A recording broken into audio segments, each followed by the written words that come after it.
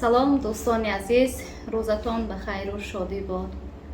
Дар силсиланавори саргузашт мехоҳем ҳаёти духтараки нобиноеро қисса кунем, ки бо вуҷуди маҳрум будан аз биноиши чашм, ӯ сураҳои зиёди қуръониро аз худ кардааст.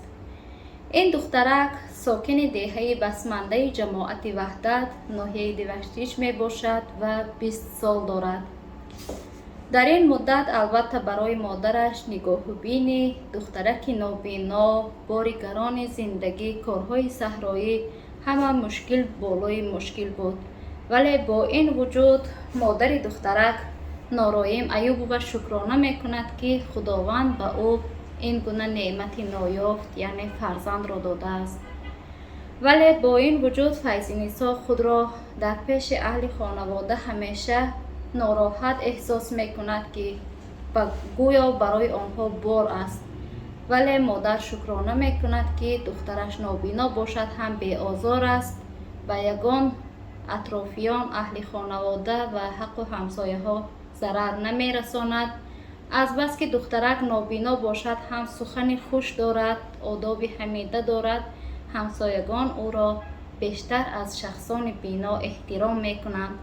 вақте ки Нороим серкор мешавад ё ба корҳои саҳроӣ меравад, ҳамсояҳо меоянд ва Файзинисоро бо худ мебаранд.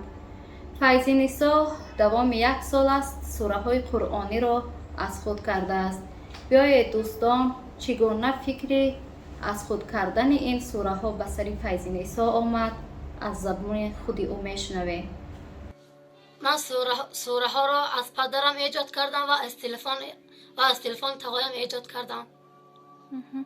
کدام سوره تای از یاد کردی؟ ما سوره هایی که از خود کردی یکان سوره خوان چی؟ سوره های تبارک الحم رو اول الحم قل هو الله احد، بعد سوره الحم قل هو الله احد تبارک اعوذ بالله من الشیطان الرجیم بسم الله الرحمن الرحیم الحمد لله رب العالمين الرحمن الرحيم مالك يوم الدين إياك نعبد وإياك نستعين اهدنا الصراط المستقيم صراط الذين أنعمت عليهم غير المغضوب عليهم ولا الضالين بسم الله الرحمن الرحيم قل هو الله أحد الله الصمد لم یلد ولم یولد ولم یکن له کفوا احد. یکم بار امیدی که خداوند معجزه دارد و روشنایی چشم تو مثلا برقرار میشد، همه خیلی امیدا و یا اثرات میگذارد یا عموما امید نداره که تو روز معجزه شود و بینا شوی؟ امید دارم به خدا، بسیار امید دارم، بسیار امید دارم که خداوند به قدرتش دید و بیناتیه. یکم بار مثلا زیق میشه که من نابینای مادرم مثلا وای میشم گفته مادرت یکم بار وای میکنم دل میبرداره. چی میگن مادرت؟ کار خداوند الهی ما چشم تیاد گفته با دعا میکنه سر جای دوای دستر خون بد فقط دعا میکنه دعای نیک.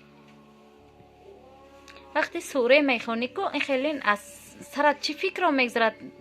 اما وقتی سوره خونده ایستادگی مثلا پیش نظرت به چی میبیاد؟ چی فکر رو از سرت میگذارد؟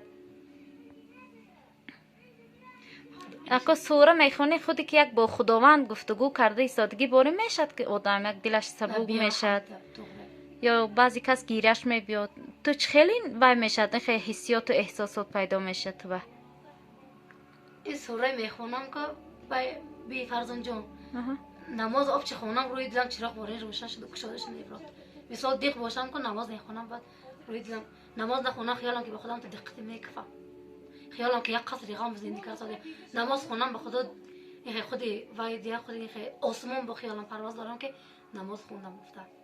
فایزینیسا با وجود نابینایی آرزوهای زیاد دارد. یکی از آرزوهای او بافنده شدن، دوزنده شدن و با کسب مشغول شدن است.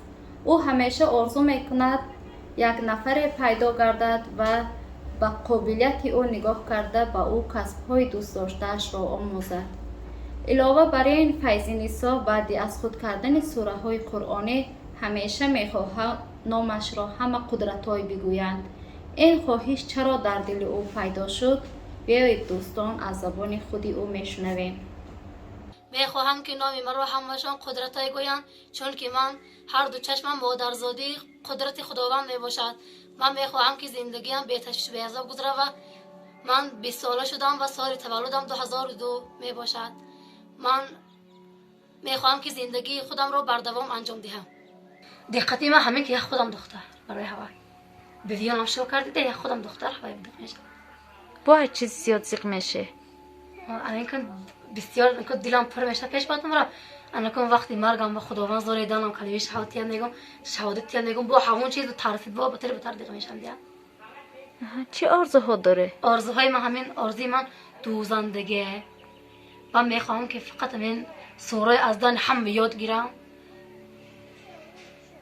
بعد دلخواه من همین که تاب دل من همین که خیالم که من کوپ و خلق جهان من فقط اون قدرت های گفته است.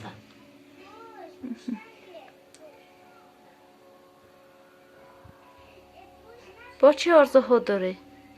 با آرزو دارم که عمر پدر و مادرم دراز شد، عذاب زحمت نبینم، فقط پرکوچ پرقوت پرقدرت کردم. نارایم ایوب و مادر فیض نسا بوده، همیشه با نگاه و بین دخترکش مشغول است. زمانی که فیض نسا با چشمان نابینا و حالت وحیم تولد شد، بعضی از خویشان و پیوندانش حتی توصیه دادند که مادر از این گونه فرزند دست کشد و او را به دولت بسپارد، ولی مادر خدا ترس این کار را نکرد و اینک 20 سال است که با نگاه و بین فیض نسا مشغول است. بیایید دوستان قصه زندگی این مادر را از زبان خودی او میشنویم. من شکر میکنم که این فرزند خدا و 20 سال بود و این عاجزم باشد به کار خدا میگردد. و مرد آدما گفتن در میپور بود من دلم نشد که تو زنده در جیب حیات خدا میری نت نگاه میکنه. عاجزم باشد فقط به کار خدا. گیر داره شهادت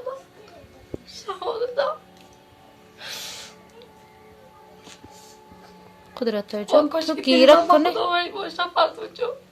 تو گیره کنی اپت بهتر گیره میکنند. یا قدرت جان تو دولت بسیار یاردم میکند برای همین خدا رحمت میکنه. کاش که دلتنگ نباشه. موملی رحمون که رحمش میخلو میخوره. چند پول پنسه میگیره؟ یاردم بسیار دفتر بیفرز اونجا ترخی اومد. قدرت جان تو من همه قصورای میخونی نگاه کن، خداوند میگه هر چیزی که هست نت میبینم یک کور برو میبرم میمونم میو میکنم برکی ورم بستی برکی فرز اونجا رحمش شیر کش مونی تعالنمون میگو همش نت میبینه من نور و تراوتش ببینید. خدا و شکر خدا چقدر نور داده که برکی فرز اونجا که نظر کردم دی رحمت برکی